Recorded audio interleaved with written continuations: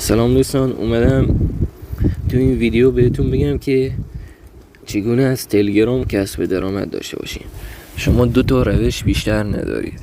یک این که کانال داشته باشید بالای 10 تا عضو. دو اینه که شما که کانال ندارید. حالا بریم سراغ دومی. اگه کانال نداشته باشین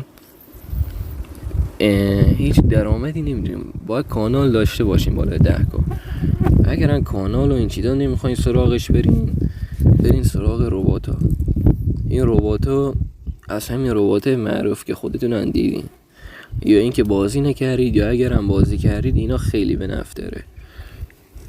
حدود 8 تا این ربات معروف استفاده کنید. اگه 2 تا اکانت دارین رو هر 2 تا اکانت استفاده کنید. دیدید که نات کوین لیست شد، به خیلیا سود داد، به خیلیا ضرر، چون که بعضیا شروع نکرده بودن.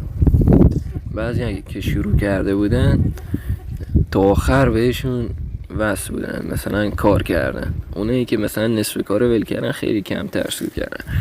اونایی که زیاد کار کردن خیلی به نفعشون شد. اینجا دیگه شما میدونید که دیگه باید شروع کنید از همین ربات‌ها دیگه آدم کسب درآمدش. یا اینکه اگر این رباتایی که من دارم اگه شما ندارید، از این لینکی که پایین میذارم میتونین وارد بشید. اگه این لینک من به شما دعوت دارم میدم، اگه برید به نفعتونه، چون که چند تا گیرتون میاد، سریعتر روش پیشرفت میکنید. یا اینکه اگرم میخواین خودتون تنها برید، هیچ صفر، از صفر باید شروع کنید. تا ویدیو بعدی، خدا نگهدار.